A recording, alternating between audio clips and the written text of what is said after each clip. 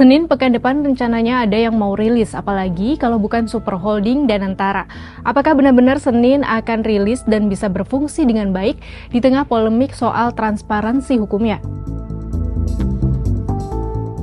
Presiden Prabowo Subianto memastikan bahwa Badan Pengelola Investasi Danantara atau Daya Anagata Nusantara yang bermakna kekuatan ekonomi dana investasi ini akan diluncurkan pada Senin 24 Februari 2025. Prabowo menyebut Danantara, lembaga investasi kekayaan negara, akan meluncur dengan total dana kelolaan lebih dari 900 miliar dolar AS atau setara 14,68 triliun rupiah. Dana ini bakal dipakai untuk menjalankan investasi berdampak tinggi. Pernyataan Presiden seolah menjawab ketidakpastian yang sempat terjadi. Danantara semula direncanakan akan meluncur pada 8 November 2024. Rencana tersebut muncul menyusul pelantikan Mulyaman Hadad dan Kaharudin Djenot sebagai Kepala dan Wakil Kepala Badan Pengelola Investasi Danantara di Istana Negara pada 22 Oktober 2024. Namun persoalan landasan hukum membuat peluncuran Danantara mesti tertunda.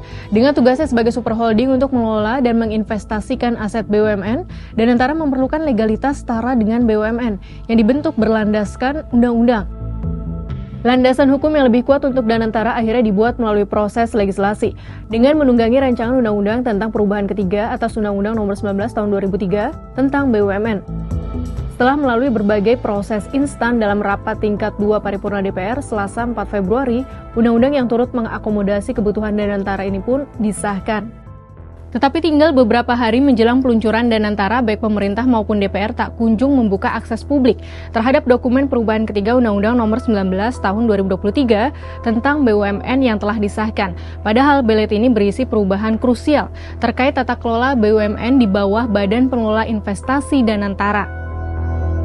Peneliti Indonesian Corruption Watch Yasar Aulia melihat sikap pemerintah ini sebagai indikasi masih adanya kendala internal dalam penyusunan undang-undang yang secara prosedur sebenarnya berpotensi melanggar ketentuan pembentukan undang-undang. Masih ada kendala dari sisi landasan hukum juga tergambar dari sikap para pemangku kepentingan Danantara yang dalam 2 pekan terakhir ini memilih tiarap dalam memberikan keterangan soal Danantara. Menteri BUMN Erick Thohir belum mau berkomentar soal peluncuran Danantara jika belum ada peresmiannya. Sedangkan Wakil Kepala Badan Pengelola Investasi Danantara, Kaharudin Djenot di Menara Kadin, Jakarta, Rabu 12 Februari mengatakan bahwa kepastian soal pimpinan dalam struktur organisasi Danantara bakal diumumkan sendiri oleh Presiden Prabowo Subianto.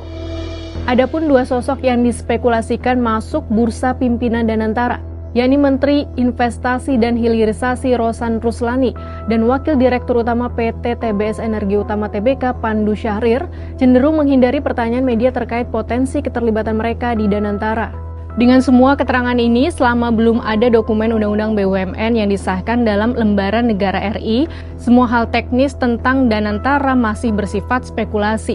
Tanpa kepastian payung hukum, peluncuran Danantara yang direncanakan 24 Februari 2025 hanya akan sekadar menjadi inaugurasi pelantikan pejabat pengisi ruang pimpinan Danantara. Atau bisa jadi jika memang polemik landasan hukum Danantara masih belum rampung, apakah pemerintah akan kembali mengundur peluncuran Danantara? Bagaimana menurut sahabat Kompas?